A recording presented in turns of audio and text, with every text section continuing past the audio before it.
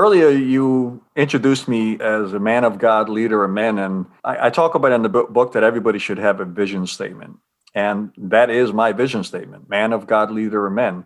And what's the beauty of a vision statement is it helps you make decisions in your life, and you put those decisions against that vision statement. Does it hold true? Whatever I do is going to honor God, and it's going to be a leadership role. So when I come at a crossroads and say, should I do this? The question is, does it honor God? And the second question is it going to, help somebody in leading them?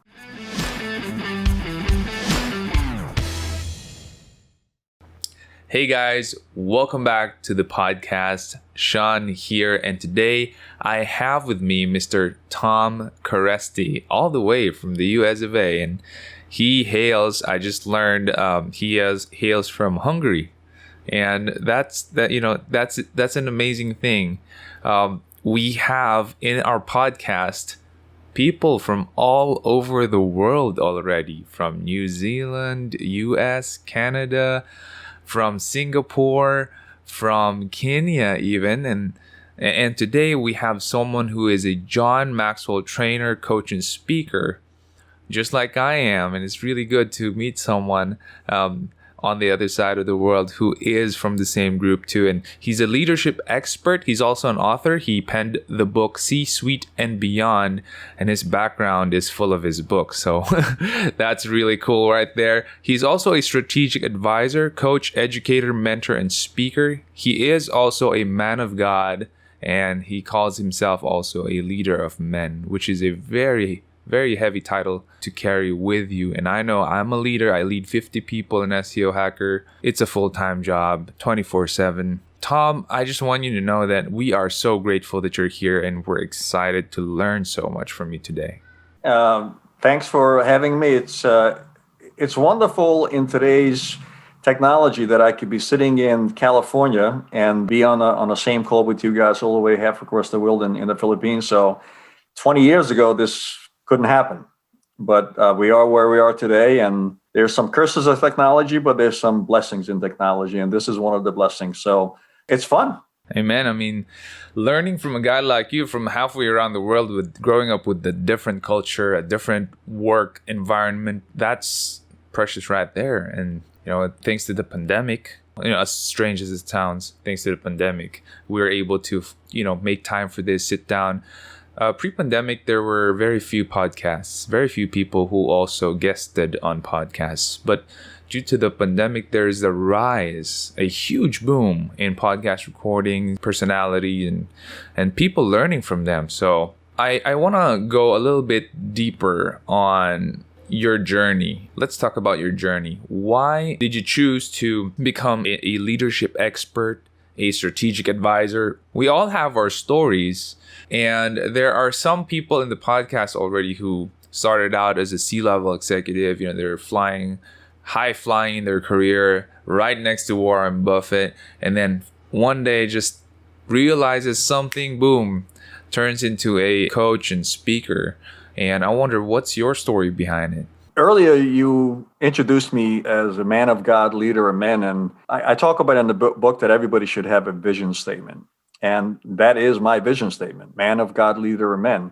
And what's the beauty of a vision statement is it helps you make decisions in your life, and you put those decisions against that vision statement. Does it hold true? Whatever I do is going to honor God, and it's going to be a leadership role. So when I come at a crossroads and say, should I do this? The question is, does it honor God? And the second question is it going to help somebody in leading them? So it makes life actually for me much, much easier. And it doesn't change. It hasn't changed in the last, 15 or 20 years. And how did that vision statement form? How did I come to the fruition that I'm a leader of men? If I look back into early childhood, I always found myself in leadership positions.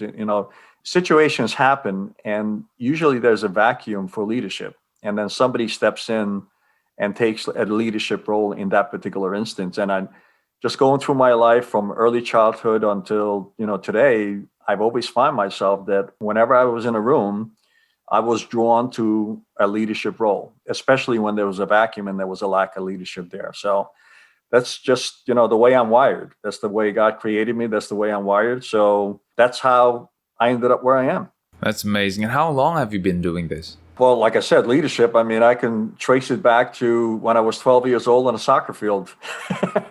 I was 12 years old playing with a bunch of 16-year-old kids, and I wasn't big enough to be a forward, so I was a midfielder. And, by the time, we were halfway through the game, I was basically, calling the plays and feeding the guys and, even scoring every once in a while. But everybody was looking to me. They were looking to me to call the plays and get stuff done. And I just found myself, well, wow, that's pretty cool. A bunch of 16-year-olds are looking to me as a 12-year-old to lead them. So I don't know. It's just God blessed me, one of those things that it just, happens. And every part of my life, I was always in a situation where I felt comfortable leading. And not everybody does. It's a gift that you can train yourself to be a better leader. But there are some people who are natural leaders. They like doing it. I love doing it. There's people who get up on stage and they get stage fright. They hate public speaking. It's like, I don't know about the Philippines, but the US, they say, look, I rather pay my taxes. I rather be in jail than to get on a stage and be a public speaker. People are just, they're dreaded by it. And I love it. I'm a ham. Put me on a stage and I'll share my stories and I'll have fun and people will laugh and just, that's who I am. Yeah. Well, here in the Philippines, it's also a very shy culture. So not a lot of people, but I would say we have a good number of people taking up the stage now. Maybe it's cultural impetus started by some very good men and women. So we're seeing a lot more speakers now here. Thank God. And you're one of them, right? I am. I speak on digital marketing. Not a lot. There's still not a lot of people here who speak on digital marketing. That's my business, so I speak on it. Some people get me also for leadership, entrepreneurship talks, and sales talks as well. I want to dive a little bit deeper on your book. Is it a new book that you released? It's a relatively new book. It's about 6 months old. Actually, I just heard back from it's by HarperCollins. So I just heard back from HarperCollins. They said it's actually doing real well. So amazing. I'm blessed. If I was CEO of a company or a COO, give me the top 3 reasons why I should pick up your book. It'll make you a better CEO. It'll make you a better COO. When I wrote the book, oddly enough, the way the book was born is you and I are both public speakers. And one of the keys to becoming a good public speaker is sharing your stories, right? We connect with folks a lot better with stories than just examples. People learn much better through stories than somebody trying to teach them, who's quote unquote the expert, right? So I started writing down these stories that would help me with my public speaking. And then after a period of building that database, I said, well, what the heck? I got enough stories here to write a book. And then I wrote a book. It's really a book of a collection of stories of successes and failures for myself and some others. And, that's how the book was born. So if you are in a C-suite already, or if you're just aspiring to be a C-suite, just reading the stories is going to be fun. You may relate to them because you may probably have experienced something similar already. So I just think it will make you a better leader. And I always love reading. I always love learning from others. It just makes me a better human being. I don't have all the answers. I don't claim to have all the answers.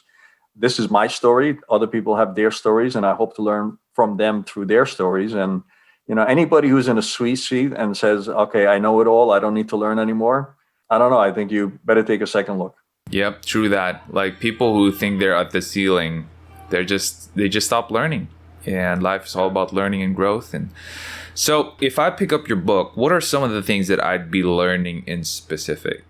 Well, the central theme to my book, and this should not be a surprise because I'm a man of God, so faith is a very important part of my life.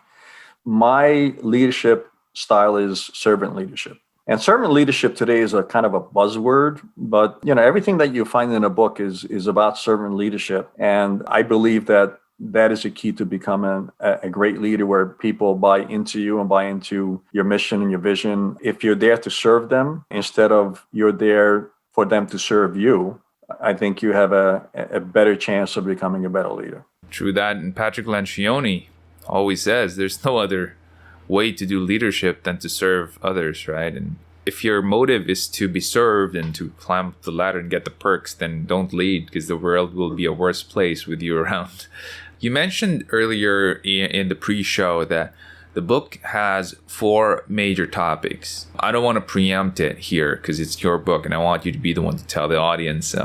So can you run us by it one by one? Sure. Just a little background again. The way I came across the 4 keys is as I started writing all these stories down, and then I said I can write a book on it. I said, well, how can I frame all these stories into a book? And one of the things that, upon reflection, I came to was, look, I've had some successes in my life and I had some failures in my life. And when I was successful, I found that these 4 key principles were all firing on all 4 cylinders. So things were working. And then some of the times in my life where things were not working too well, I looked at it and I said, well, not all 4 of those keys were there. Some of those keys were missing. So I said, okay, well, there's obviously a pattern here. Now let me ask a question and look at some successful companies and some successful leaders and to see, do they have those same 4 keys in common? So lo and behold, I said, yeah, they do. So that gave me the inspiration to actually write the book, to say, well, these 4 keys not only worked for me, but they also work for other successful companies and leaders. So the 4 keys are, you have to have a very strong sense of who you are, what your character is. So as an individual, your character is extremely important. They're built on your values. And if you're a company, then your character is your culture. And in fact, if you're a startup company, the founder's character usually becomes a de facto culture for that organization until they start thinking about it, planning it, and changing it. All right. The second one I already shared with you, which is my vision. Every great company, every great leader has a vision for themselves and a vision for their company. The third one is strategic growth. Strategy, it's always fueled by growth. Nobody wants to be worse off than they were yesterday. They don't want to be poorer than they were yesterday. They don't want to be more out of shape than they were yesterday. They don't want to be worse looking than they were, yesterday. So it's all about improvement. So it's all about strategic growth. Growth is the key word. And strategic growth really has to be aligned with your vision. So don't be kind of distracted by the latest shiny object. And the fourth one, which is very dear to my heart, is team. You have to have a great inner circle. So when you build your team, make sure that they balance you. They balance your weaknesses. So you surround yourself with people of strength and where you are weak. You surround yourself with diverse thinking. That's also key. And diverse thinking really comes from diverse thinking, but also Latin Americans will think differently than Europeans, and they'll think, than Americans or people from the Far East. So diverse thinking also comes from geographically where you are. It comes from socially where you are. So that all adds to diverse thinking. And there's a 5th bonus key, and that is how to connect with people. And there's a world of difference between informing, communicating, and connecting. I've been to so many corporate presentations where somebody gets in front of a room and they think they have this great presentation, and all they're really doing is informing. They're not moving the people in the room. They're not really getting people involved. They're just kind of informing of the audience of why their point of view is correct and why everybody should adapt their point of view. And that's just not successful. And then you move to the next level where you start communicating and you start having a dialogue with Q&A and start taking into consideration people's, what's in it for them, how you can help them. So then a communication, starts. And then the highest level of communication is really connecting with people. And those are, you connect with people through emotional attachments. You don't connect with people through facts. You don't connect with people through data. You don't connect with people with results. You connect people through emotions. Once you learn that, and look, there was great communicators, in American politics. Bill Clinton, Ronald Reagan, they were great communicators. These people, John Maxwell, who's our hero, he's a great communicator. You watch John speak, and Nick Vujicic, I don't know if you ever seen Nick, but he's one of my favorite guys. This is a guy that was born with no arms and no legs. He's one of the most inspirational speakers you'll ever see. And it's really because he connects with you emotionally. So that's lecture, I guess, of the 4 or 5 keys, and I'd love to share some of the stories behind it, because that's what really makes him come to reality and come to life.